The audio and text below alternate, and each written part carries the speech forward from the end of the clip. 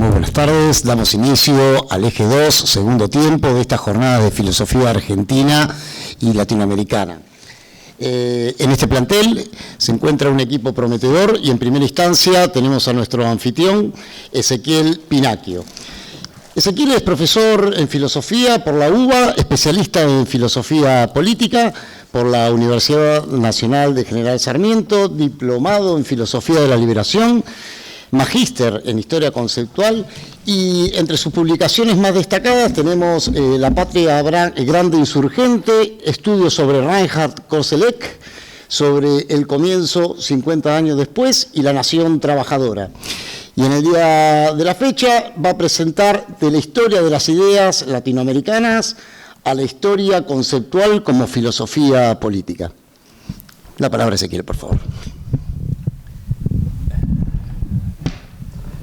Muchas gracias, Hernán. Bueno, ante todo es una alegría contar con tantos y tan buenos colegas en este recinto. Vuelvo sobre algunas cositas que se dijeron a la mañana, pero para salir de ahí rápidamente, para nosotros, como dijo Sebastián Abad, que es el director del Departamento de Humanidades y Artes, siendo una universidad relativamente joven y relativamente chica, con una carrera de filosofía también muy nuevita, es una alegría y también un orgullo que ustedes hayan aceptado la invitación y se hayan sumado a la idea de realizar las primeras jornadas de la red en este espacio. Dicho esto, que es quizá lo más sensato que voy a decir, ya podrán apreciar que no voy a poder estar a la altura de un título tan pretencioso como el que elegí para esta intervención, que tendría que ser de 10 minutos, según nos hemos autoimpuesto. Pero va a servir de excusa para involucrar algunas observaciones sobre las decisiones que hemos tomado en el espacio de filosofía argentina y latinoamericana, y en ese sentido le va a dar un contexto que creo que es significativo y que de algún modo ya rebota sobre algunas discusiones que hemos iniciado, ¿sí? En este título encontramos reunidas referencias bibliográficas y recorridos varios. Si tuviéramos que llevar este título a 3 o 4 referencias bibliográficas importantes que permitirían armar algo así como el marco en el cual se inscribe el comentario que voy a hacer, podemos destacar de Arturo Roy uno de sus textos que se llama De la historia de las ideas a la filosofía de la liberación. Creo que ahí hay una genealogía posible, una trama en la cual se pueden inscribir nuestros modos de pensar y de hacer filosofía argentina y latinoamericana.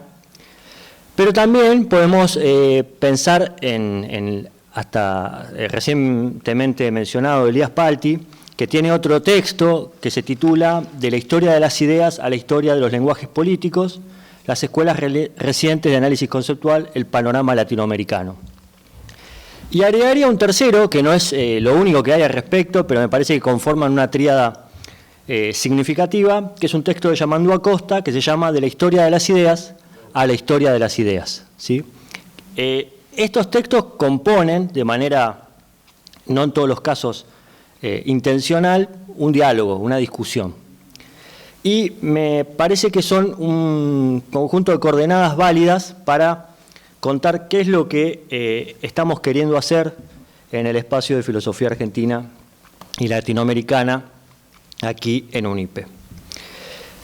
Muy rápidamente les digo qué me parece que es lo que nos sirve del texto de Roy, insisto, porque es representativo de algunas líneas y algunos paradigmas que entiendo que están presentes entre nosotros.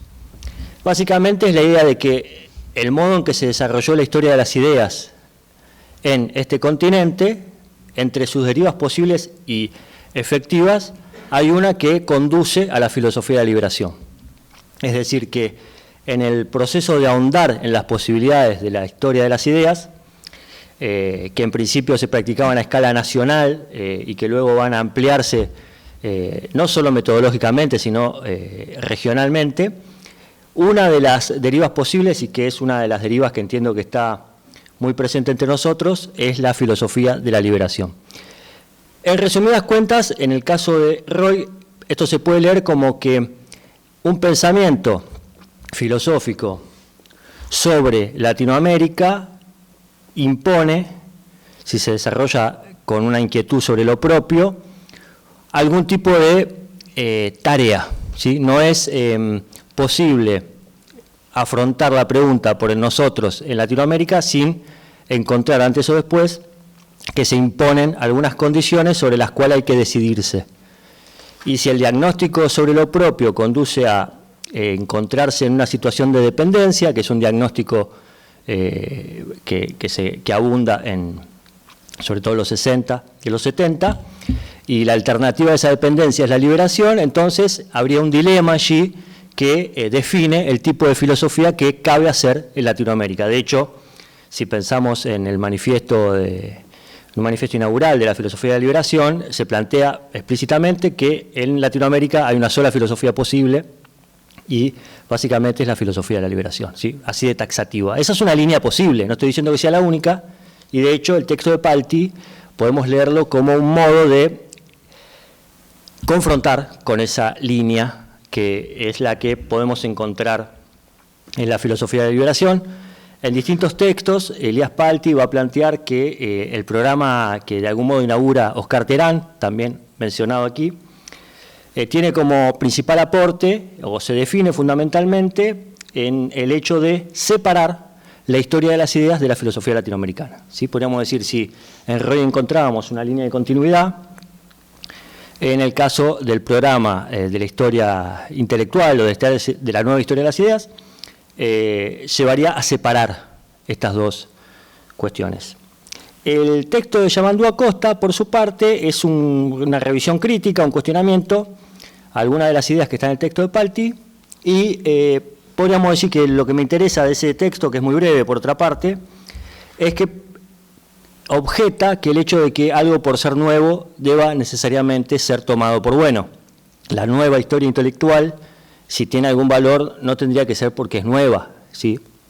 Y además, a partir de esa observación, Yamandú Acosta va a plantear que muchas de las cuestiones que se pretenden que son nuevas y novedosas y que se toman de la historia intelectual, de la nueva historia intelectual, en realidad quizá no lo son tanto, que convendría volver sobre el repertorio de obras y de autores que tenemos en nuestro continente y que quizá encontramos que ya están muchas de las novedades que supuestamente se tienen que traer desde afuera, ¿sí? Entonces, en resumidas cuentas, ahí tenemos posibles maneras de entender qué se puede hacer y qué se debe hacer en nombre de la filosofía argentina y latinoamericana.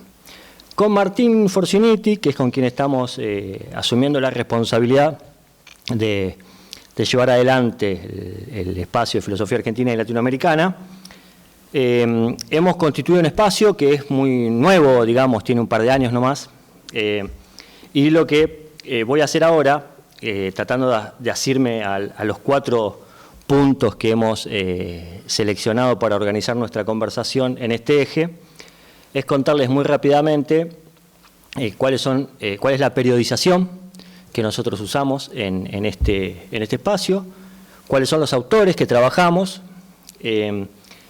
también cuáles son los problemas que privilegiamos y, por último, volver sobre la cuestión de la historia conceptual como una apuesta metodológica que venimos llevando adelante de manera todavía no resuelta respecto de su viabilidad. Bien, el recorte que nosotros hacemos en términos de periodización parte del siglo XX. Si nosotros de algún modo entendemos que, siendo nuestra propuesta una propuesta para estudiantes de una carrera de filosofía en una institución que es una universidad pública, tiene que ofrecer un gesto reflexivo en el cual los estudiantes puedan pensarse a partir de esa pertenencia, ¿sí? Pensamiento situado también puede querer decir asumir el tipo de determinación que implica estar en una cierta institución. Entonces, como es una filosofía profesional en la cual en gran medida se están formando los estudiantes, nosotros decidimos, no sin que esto deje de ser cuestionable, empezar por el siglo XX, ¿sí? Nosotros en filosofía argentina y en filosofía latinoamericana optamos por asumir como un punto de partida, como un comienzo, no como un origen absoluto, pero sí como un comienzo decisivo, la autonomización de la filosofía, la profesionalización, ese tipo de relato posible. Con lo cual, si volvemos sobre algunos autores, como de hecho lo hacemos, que pueden ser Alberdi y otros, lo hacemos sabiendo que ya estamos yendo a esos autores desde un tipo de predisposición disciplinar específica que impone sus límites, pero también sus posibilidades. Entonces, asumimos esa marca institucional como algo potente y que no por eso deja de ser revisable. Entre los autores que trabajamos, destacamos algunos, no los menciono a todos, pero por ejemplo a Francisco Romero lo trabajamos, a Nimio Anquín lo trabajamos también a Astrada, a Conrado Gerstlán, a quien lo hemos puesto como signo de una de las jornadas que organizamos en esta carrera, a Dussel, a León Rosignar, a Oscar del Barco, a Schwarbach. Son autores que vamos presentando un poco porque nos parece clara su inscripción disciplinar, y otro poco porque los problemas a partir de los cuales organizamos el programa hacen que ellos sean autores muy útiles, muy pertinentes. Algunos de los ejes conceptuales o de los problemas que organizan nuestra propuesta son, entre otros, el pasaje del concepto de libertad al concepto de liberación, como un tipo de desplazamiento conceptual que se puede rastrear al interior del campo, con todo lo problemático que es hablar del campo filosófico. Y en ese sentido, uno de los proyectos que llevamos adelante también, radicado en UNIPE, se aboca, y sobre esto va a hablar más en detalle Martín en la exposición de las 18, se aboca a testear la posibilidad de contar o de complementar las narrativas disponibles sobre la filosofía de liberación, prestando mucha atención a los antecedentes, digámoslo así, que se pueden encontrar en el mismo campo de la filosofía académica. Y entre ellos destacamos a Astrada, a quien ya se lo ha mencionado como un posible antecedente de la filosofía de liberación, y también a Conrado Gerstlán, entre otros, ¿sí? Entonces, eso en relación con los autores. Los problemas son, entre otros, les decía, el del pasaje de libertad a liberación, como un pasaje que entendemos que es mucho más que un cambio de palabras, es una reconfiguración del horizonte de las relaciones entre metafísica y política. Esa es una de las hipótesis que tenemos, ¿sí? Que hay una reconfiguración en el campo filosófico argentino del modo que se entienden las relaciones entre metafísica y política, y que se puede leer el desplazamiento nominal de libertad-liberación como uno de los efectos o una de los emergentes de esa reconfiguración. Y por último, creo que estoy bien, ¿no? ¿Sí o no? No, ese fue cara de no. Bueno, entonces, por último, y solamente lo menciono de manera que quede dispuesta la mesa para la conversación, confiamos, apostamos a las posibilidades de incorporar a la llamada caja de herramientas para hacer filosofía argentina y latinoamericana. Confiamos en la historia conceptual, ¿sí? Que solamente lo diré como al pasar y después en todo caso lo podemos profundizar. A veces me parece que queda mezclado, confundido, indiferenciado con otros tipos de planteos que son contemporáneos, que también abren posibilidades interesantes, como puede ser el contextualismo, ¿sí? O, no sé, los tipos de abordajes que habilita Foucault respecto de la historia, pero que nosotros entendemos que tiene un rasgo distintivo y fundamental, y que si no está ese elemento, terminan siendo todos análisis que pretenden resolver el significado del concepto en su vinculación con un aparentemente fácil de recortar contexto, ¿sí? Dicho de otra manera, entendemos que muchas veces se pretende que uno está teniendo un abordaje preciso, riguroso de un concepto porque lo remite a un contexto, como si fuera fácil determinar cuál es el contexto de un concepto. Y en ese sentido, creo yo, y cierro con esto, que si la historia conceptual tiene algo significativo para aportar, y nosotros creemos que sí, es porque no es una reconstrucción de conceptos en contextos, como si a cualquier concepto lo pudiésemos vincular a un contexto, sino que es un tipo de hipótesis fuerte sobre que en la modernidad se produce una ruptura conceptual fundamental.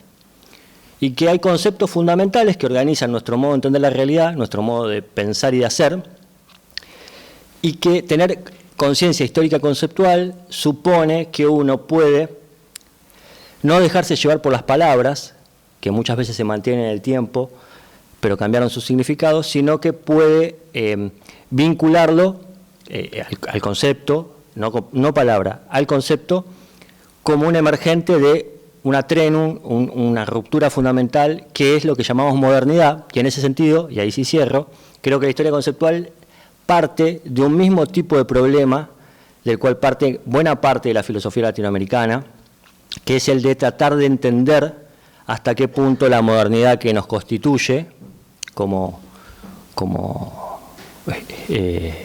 seres modernos, digamos,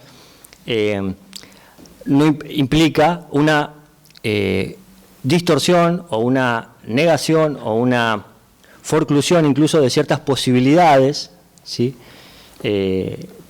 presentes en la realidad, que no se pueden pensar porque se naturalizan los conceptos modernos como conceptos universales en sí. En ese sentido, la historia conceptual ofrece un tipo de diagnóstico respecto de lo que es la modernidad que creo que se puede aprovechar de distintas latitudes, digamos, sin por eso pretender que el tipo de historia desde la cual surge la historia conceptual, que es una historia fundamentalmente europea, alcance para dar cuenta de todos nuestros problemas y del modo que debemos abordarlos. En ese sentido, la historia conceptual como filosofía política creo que nos permite avanzar sobre algunos conceptos fundamentales, como son libertad, como son Estado y demás, sin caer en la supuesta solución de que remitiendo a un contexto se encuentra el significado de un concepto. En realidad es teniendo muy claro cuál es el problema que queremos pensar, que en todo caso se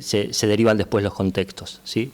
Bueno, eso lo dije rapidito a lo último, pero es la apuesta que estamos llevando adelante y no está dicho que vaya a salir bien. Es efectivamente una hipótesis de trabajo que se choca muchas veces con la pretensión de aplicarlo, ¿sí? Este era el anteúltimo, lo último era lo anteúltimo.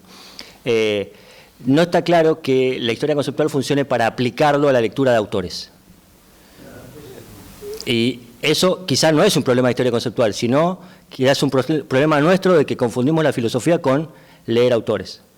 Y en ese sentido, quizá el límite que muestra la historia conceptual en realidad es un límite de nuestra manera de reducir la filosofía a la lectura de filósofos. En ese sentido, yo creo que en ese límite quizá hay una potencia. Y hasta ahí llegué.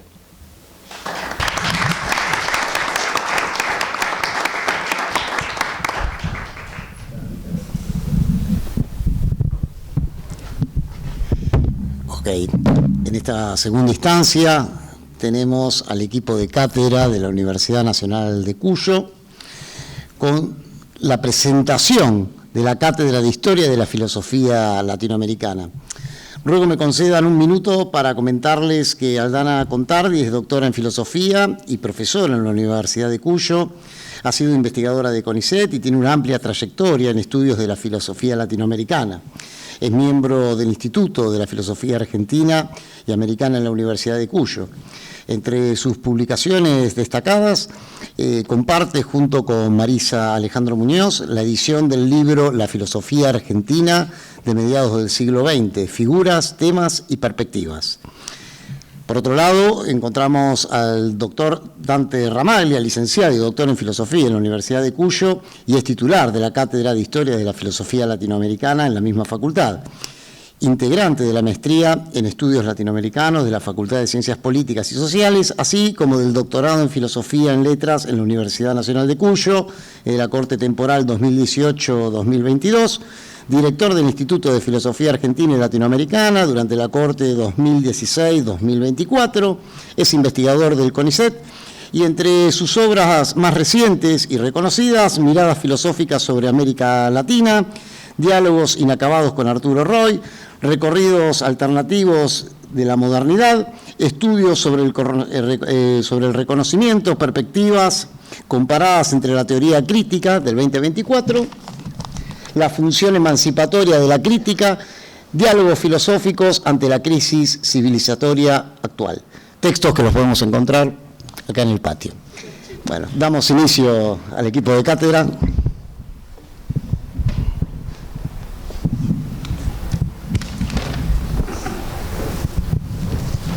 Ponemos acá. Arranco yo. Bien, en primer lugar, un agradecimiento a los organizadores de las jornadas, que creo que le están dando un impulso importante a la red que venimos conformando sobre filosofía argentina y latinoamericana ya desde hace 2 años. Creo que encontrarnos ahora presencialmente y no solo en los cuadritos de la pantalla es muy distinto, por lo menos con quienes no nos conocimos personalmente. Bueno, la cátedra que vamos a presentar es una cátedra que está en el último año. Hay coincidencias con varias de las cuestiones que han dicho. En nuestro caso, además de las historias de la filosofía y otras materias filosóficas que vienen cursando, también está separada Historia de la Filosofía Argentina e Historia de la Filosofía Latinoamericana, una en un primer cuatrimestre y otra en el segundo. Y Aldana, por ejemplo, participa con Marisa también en la cátedra de Historia de la Filosofía Argentina, de la cual también les puedo hacer algunos comentarios porque hay correlaciones, obviamente. Si bien la división nos permite trabajar más específicamente, en algunos casos, lo argentino o lo latinoamericano. Aunque lo latinoamericano, de hecho, no excluye que hablemos también de algunos temas de pensamiento, filosofía argentina. Bueno, vamos a ir mostrando algunos criterios que hemos tenido, algunas ideas que hemos intercambiado con Aldana respecto a la organización de la cátedra.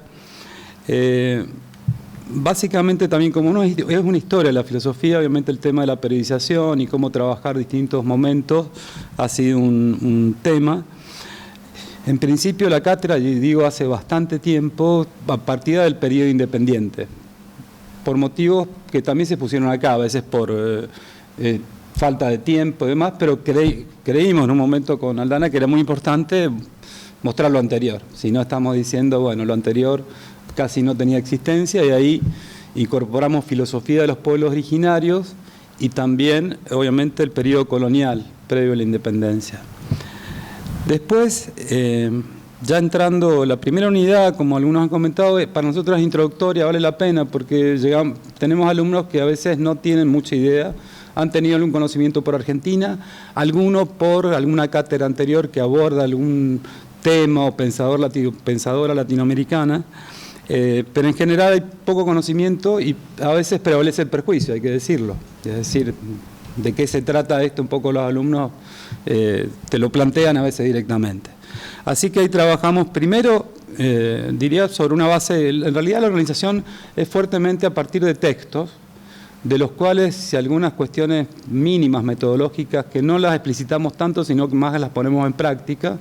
El texto nos remite también a cuestiones como, a veces variamos más los textos que los autores y autoras, es decir, vamos cambiando eso y cambia un poco las temáticas que trabajamos. Diría en esto también que el criterio es tanto trabajar una periodización como temáticas particulares, no únicas ni enfocadas de una sola manera. Creo que hay bastante pluralidad en el programa que tenemos de perspectivas. Pero una idea es justamente partir de esa cuestión textual para trabajar desde ahí lo intertextual, por un lado, que yo entiendo que es parte del contexto intelectual con los cuales dialoga, digamos, el texto que estamos trabajando, ese autor, con quiénes dialoga, con quiénes debate, cuáles son sus referencias. Eso lo vamos trabajando a partir de los mismos textos con los alumnos y también lo hacemos a veces como introducción a un determinado periodo de hablar un poco de la época. Ahí nos vamos más a la versión más tradicional del contexto, hablarles, bueno, qué pasa en ese momento de la historia, qué pasa desde el punto de vista social, político, cultural. En la unidad 1 además trabajamos cuestiones que entiendo que para nosotros son básicas de, primero, problematizar hasta América Latina misma. Es decir, desde el nombre, que sería Y obviamente estamos trabajando sobre un texto histórico, así que la cuestión de la historicidad es ineludible y la misma historicidad está involucrado en los distintos nombres que tiene nuestra región. Lo hacemos a partir también de un texto determinado y demás. También trabajamos los distintos sentidos de los que puede hablarse de filosofía latinoamericana. O sea, no hay una sola forma, hay que ver, problematizar eso también me parece importante. Después también trabajamos un poco la relación de algo que se viene planteando entre la historia de las ideas y la filosofía latinoamericana. Entendemos ahí que hay una fuerte articulación, o sea, reconstruimos el debate que hay especialmente en el siglo XX de autores y autoras de América Latina sobre la cuestión metodológica de la historia de las ideas, desde planteos que no recurren solo a una recepción de influencias externas respecto a cómo se plantea lo metodológico, sino que vemos hitos, vemos debates, vemos recomendaciones, criterios que se van adoptando, que son a motivo, ustedes saben, de reuniones de expertos que se dan en distintos momentos, desde el año 50, 56 precisamente en Puerto Rico, hasta otras recomendaciones que se fueron dando en el tiempo. Y eso es una cuestión abierta. Hay un paréntesis, y un poco a raíz de lo que dijo Ezequiel, hay que decir en el sentido que lo que dice Yamonde en parte tiene razón, es decir, en buena medida el planteo de la novedad de la historia intelectual puede quedar un poco en entredicho, partiendo de una revisión que no es solamente la adopción de la historia de las ideas como metodología que nos llega de afuera, sino que hay todo un debate interno propio en torno a eso, y que es interesante recuperarlo, ¿no? Ponemos un énfasis ahí. En ese sentido habría que decir que la novedad de la historia intelectual deja de lado antecedentes importantes, y aún a esta altura, si el criterio es cronológico nada más, no es tan nueva, ya estaría un poco madura la historia intelectual, y ha pasado varias décadas, y donde obviamente preferimos hablar, y en mi caso personal, de una historia crítica de las ideas que ha justamente planteado toda una ampliación metodológica. Uno de los autores que mencionó también Ezequiel es Arturo Roig, pero hay otros también que aportaron, por ejemplo, el caso de Roig es giro lingüístico y demás, desde la década de los 70, 80. O sea, hay toda una línea interesante para reconstruir en torno a la historia de las ideas. Después, con respecto quizá a la otra unidad, ¿querés comentar vos, Aldana? Bueno, en la unidad 2 trabajamos pensamiento de los pueblos indígenas. Hemos tomado este criterio, fue un debate de quienes integramos la cátedra. Bueno, hago una digresión primero. Algo que mencionó Dante, pero me parece importante también tenerlo en cuenta porque también eso influye en nuestras decisiones como cátedra. Que como tenemos separado historia de la filosofía argentina y latinoamericana, y en el primer cuatrimestre tenemos Argentina, ¿sí? Ahí nosotras con Marisa problematizamos, también tenemos una unidad introductoria, pero ahí partimos de un corpus que también vamos movilizando, mutando, moviendo, pero que tiene una base que es problematizar cómo leer y cómo se ha escrito y cómo se ha leído y cómo se puede leer y escribir hoy la filosofía argentina, o hacer una historia de la filosofía argentina. Eso como unidad 1 nos da una regida. Por ejemplo, ahí leemos un texto de Roig que es Notas para una lectura filosófica del siglo XIX, que nos da buenas herramientas después para cuando nosotros empezamos en Argentina con el siglo XIX, con la Revolución, con Mariano Moreno, etcétera. Y ahí tenemos unidades, digamos, donde obviamente hemos hecho un recorte. Tenemos lo que sería la primera mitad del siglo XIX en la unidad 2, fines del XIX y principios del XX en la 3, mitad del siglo XX en la unidad 4, y en la unidad 5 con Marisa vemos lecturas contemporáneas o producciones contemporáneas de la filosofía, y ahí nos interesa también movilizar, podríamos decir, lo que se está escribiendo casi contemporáneamente a nosotros y a nosotras en el campo de la filosofía argentina. Entonces hacemos ese largo recorrido, bueno, y también movilizamos a la mitad del siglo XX, trabajamos cuestiones muy distintas, y algo que hacemos con Marisa también, que ha generado un poco un esfuerzo, y lo hacemos con Dante, un esfuerzo de búsqueda de lectura y de constitución también, o de ampliación de los corpus, es incorporar mujeres, escritura de mujeres. Tenemos desde Elvira López, algunos años ponemos las anarquistas, tenemos a Lucía Piosek, en algún momento hemos tenido a Angélica Mendoza, y en las contemporáneas nos es un poco más fácil, pero nos es un poco más fácil encontrar producción, digo, pero hay mucho que hemos ido recabando también, y en ese sentido con Dante también lo hacemos. Bueno, teniendo en cuenta que tenemos ese recorrido previo, cuando empezamos Latinoamericana, digamos, bueno, y una cuestión ahí en la última unidad, también hemos agregado con Marisa en los últimos años un texto que no sé si se frecuenta tanto por aquí, que es el de filosofía quom, porque creemos que hay que hacer ese esfuerzo. Con Dante una de las discusiones fue, bueno, cómo incorporar filosofía de pueblos originarios cuando efectivamente hay es un problema el problema de las fuentes, y lo que empezamos, que en los mismos textos aparecen los textos contemporáneos de pensamiento o de filosofía de pueblos originarios, aparece la problematización de las fuentes, y nos parece que ese es un modo también de mostrar que eso es un problema que no está del todo resuelto, pero que no podemos esquivar, eso creo que es algo que tenemos que pensar y que tenemos que, y que venimos haciendo, digamos, un esfuerzo por, aunque no seamos especialistas, introducirnos seriamente y rigurosamente en ese estudio. En esas decisiones hemos venido juntando materiales de muy diversa índole, y tomamos la decisión que algo que podría ser accesible y legible también para los y las estudiantes es tomar, primero que hay un modo de pensarlo desde la cátedra, que es pensar que el pensamiento de los pueblos originarios no es un pensamiento precolombino, es un pensamiento presente, ¿sí? Que tiene sus raíces en una historia larga. Pero lo pensamos también entonces desde escrituras contemporáneas. Tomamos la decisión de incluir pensamiento náhuatl en un recorte horroroso, pero bueno, había que tomar algo.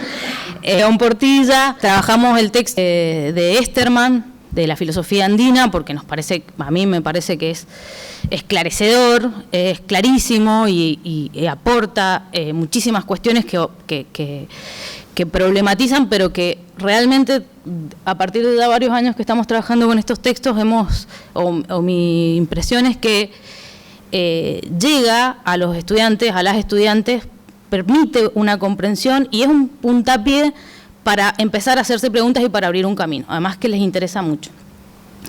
Y también trabajamos con un texto de Lenkersdorf que trabaja sobre pensamiento de los mayas tojolabales, puntualmente, ¿sí? De la comunidad tojolabal.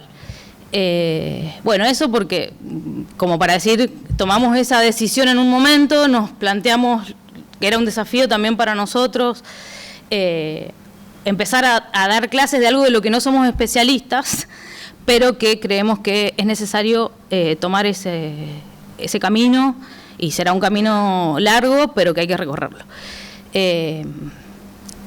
Y tenemos, bueno, digo algo y te paso. Sí. En la tercera unidad trabajamos pensamiento colonial, o el pensamiento de la colonia. También es difícil, también los textos, algunos son tremendos. En los últimos años hemos incorporado, sobre todo, Sor Juana Inés de la Cruz, ¿sí? Leemos El Primero Sueño, lo cual es un total desafío, y ahí aparece la cuestión de la ampliación metodológica, diríamos, radicalizada, porque no solamente estamos leyendo ensayo, sino que leemos un poema filosófico con una escritura compleja, barroca, muy compleja para el tipo de textos al que están habituados los y las estudiantes, lo cual ha sido un desafío, pero de Sor Juana leemos El Primero Sueño y una de las cartas, ¿sí? Donde también hay un manifiesto ahí de un protofeminismo, podríamos decir, así se lo ha leído, y lo dejamos ahí problematizado, si eso es posible de ser dicho respecto de Sor Juana también.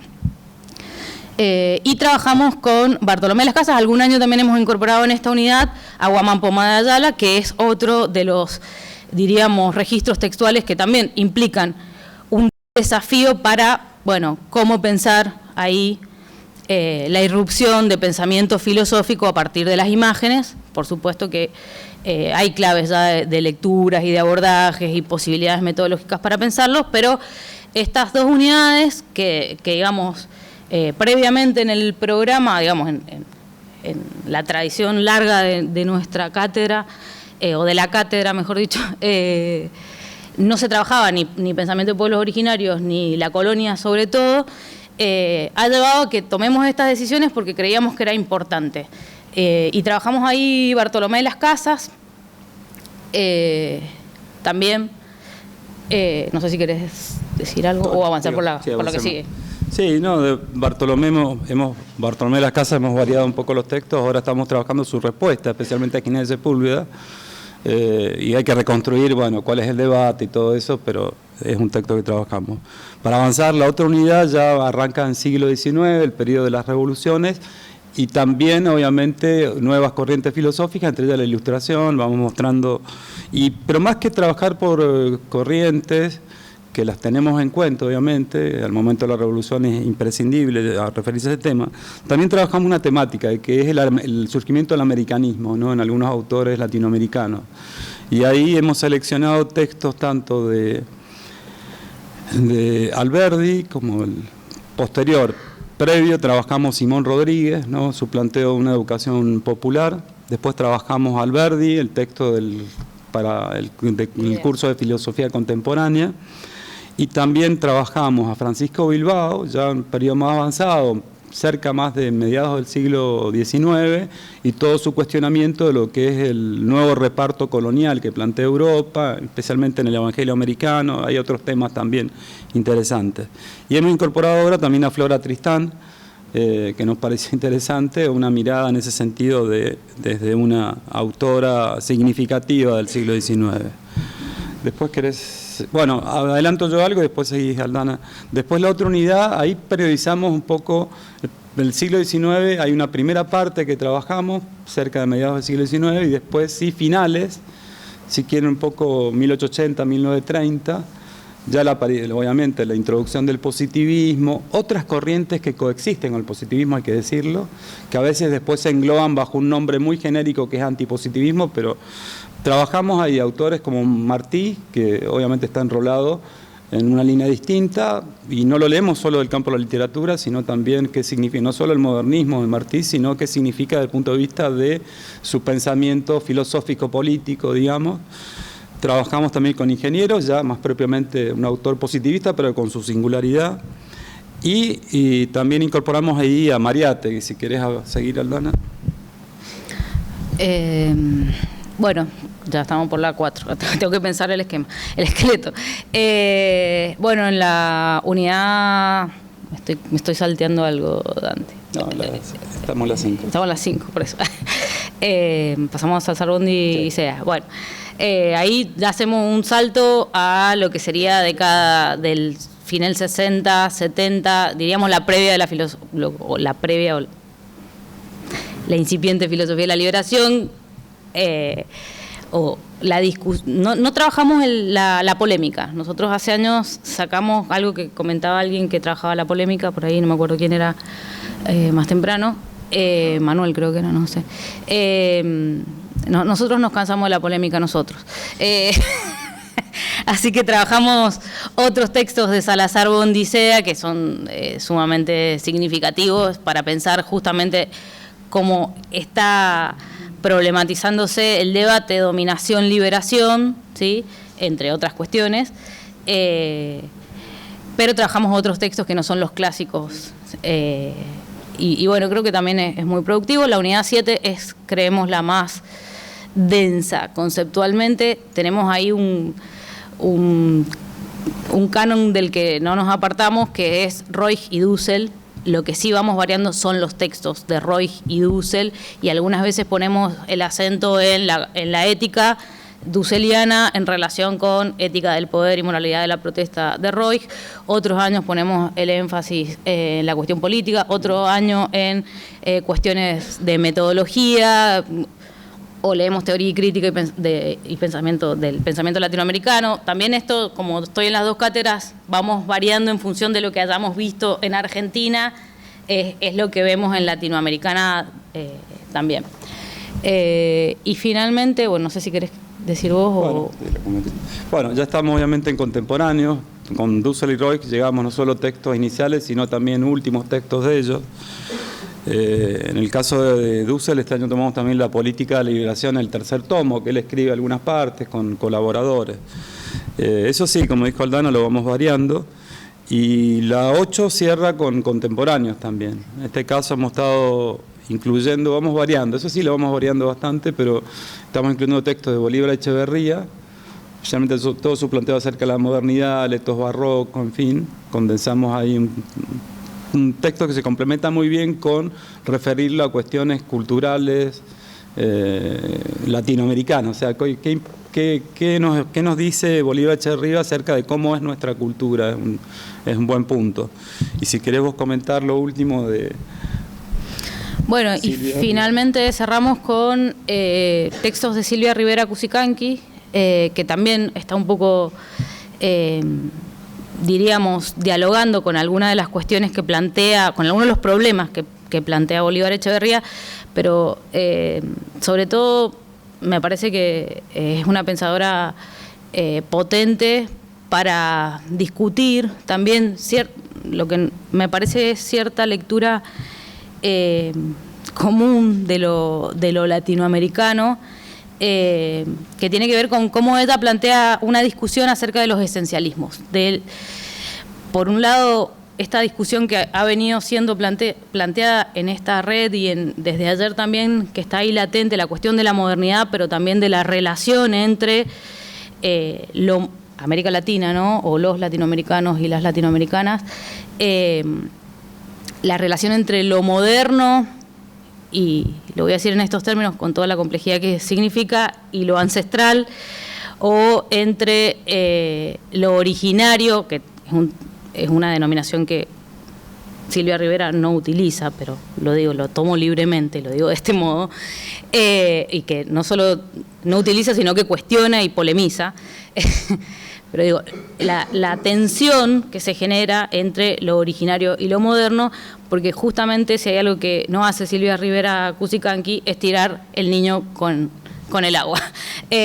Así es que me parece que es interesante y volvemos, creo yo, en ese último momento a retomar algunas de las cuestiones, por ejemplo, que hemos venido trabajando, ¿sí? En la unidad 1, en la unidad 2, sobre todo creo que hay ciertas herramientas que aporta Esterman para poder comprender mejor lo que Silvia dice, en muchos casos de una manera bastante compleja y apretada, ¿sí? De una manera densa. Así es que, y también esta cuestión, como Silvia Rivera trabaja, por ejemplo, en la sociología de la imagen, en las imágenes de Guamán Poma, en muchos casos nos permite retomar algunas de las cuestiones que hemos visto previamente, ¿sí? De una manera distinta, contemporánea y problematizadora, y sobre todo antiesencialista.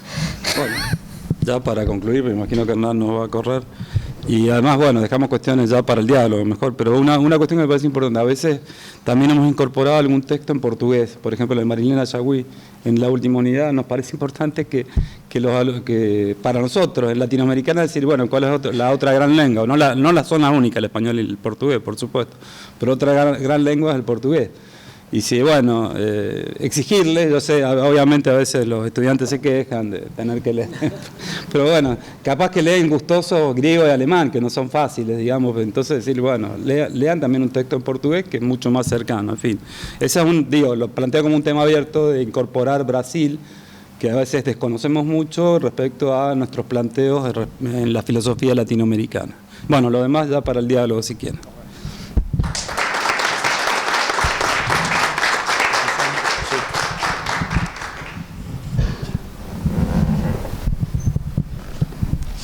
Bueno, llegando a esta última instancia del segundo tiempo, quiero presentarles a José Fraguas, profesor y licenciado en Letras por la Universidad de Buenos Aires, magíster en Estudios Latinoamericanos por la Universidad Nacional de San Martín y doctorando en Ciencias Sociales. Actualmente es profesor en Semiología en la Universidad de Buenos Aires, investigador docente en el área de Filosofía del Instituto de Derechos Humanos de la Universidad Nacional General Sarmiento.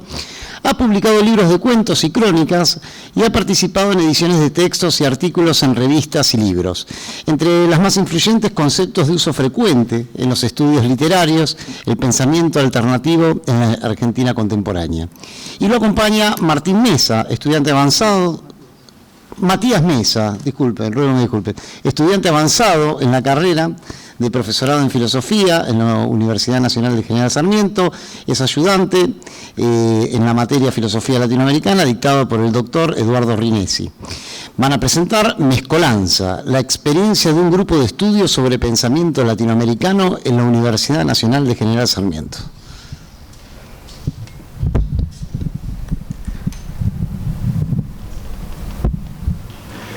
Bueno, sí, nosotros quisimos traer a estas jornadas, las primeras jornadas, esta experiencia que hicimos durante el año pasado y que concluyó con la elaboración de esta revista que tiene el nombre del grupo.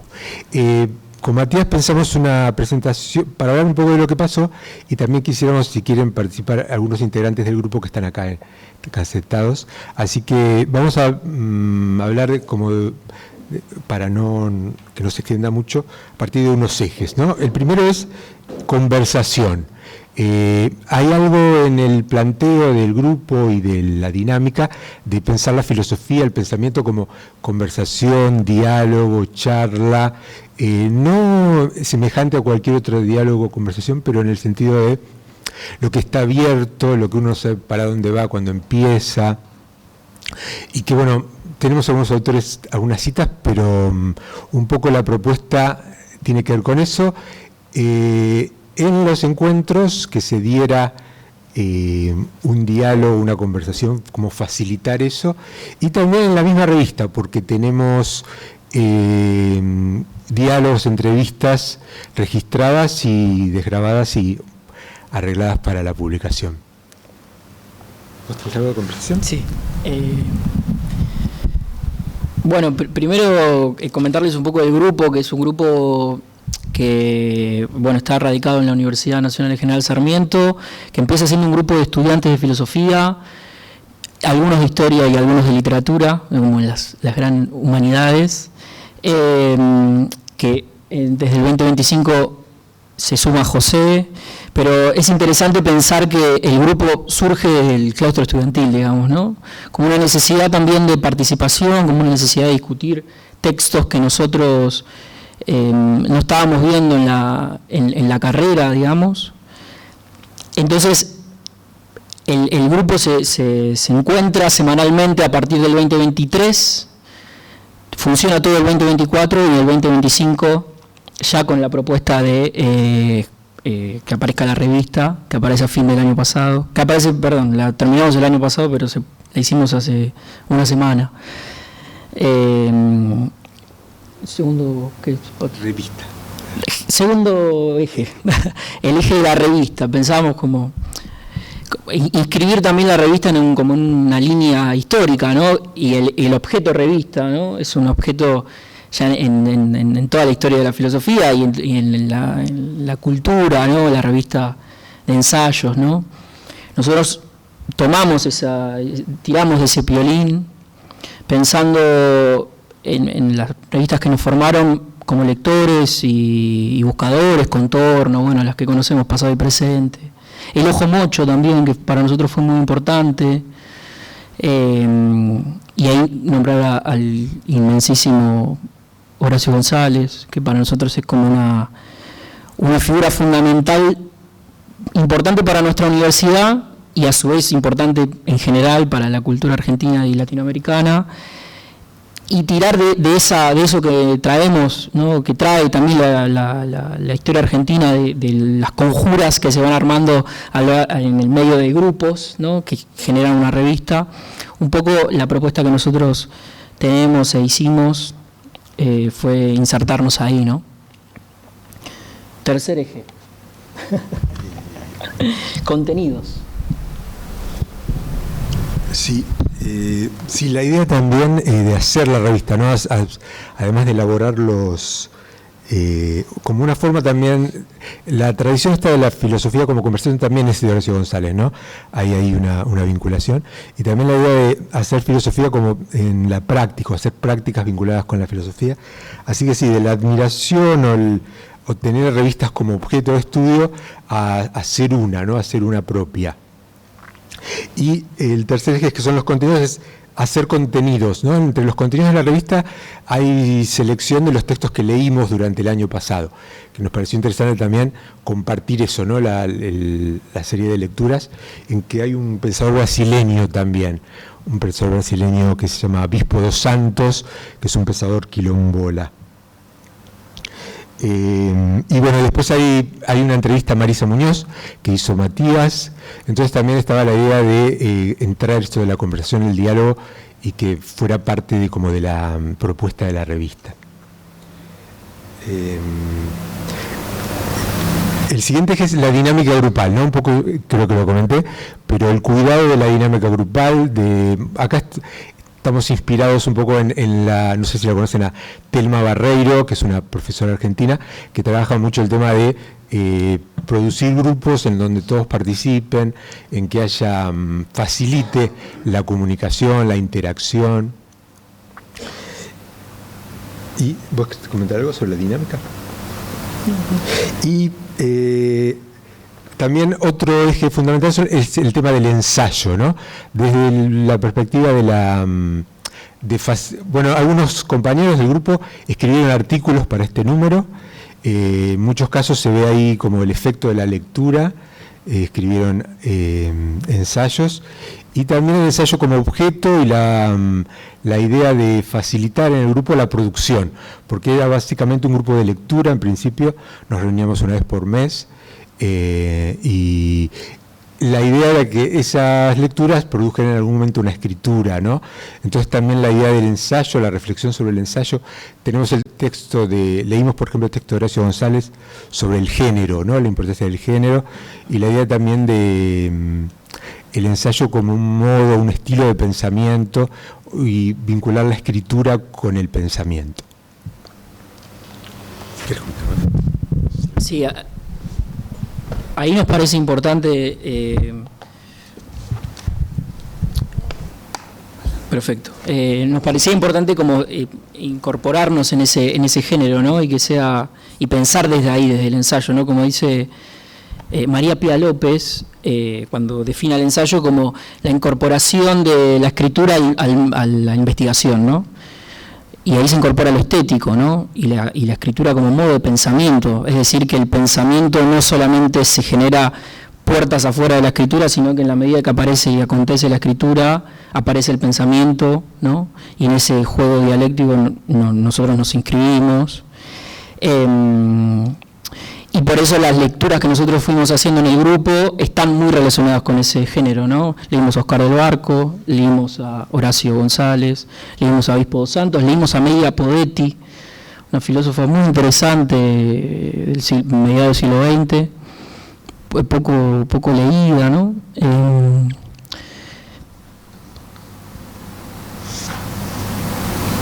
Y bueno, y en ese sentido de la conversación, la revista tiene ensayos, fragmentos de los ensayos que nosotros leímos, y la conversación como un eje central, ¿no? La entrevista como no solamente como engrosar las páginas de una revista, sino como un eje central para poder desde ahí pensar. Como pensamos con el ensayo, pensamos también en esa conversación, ¿no?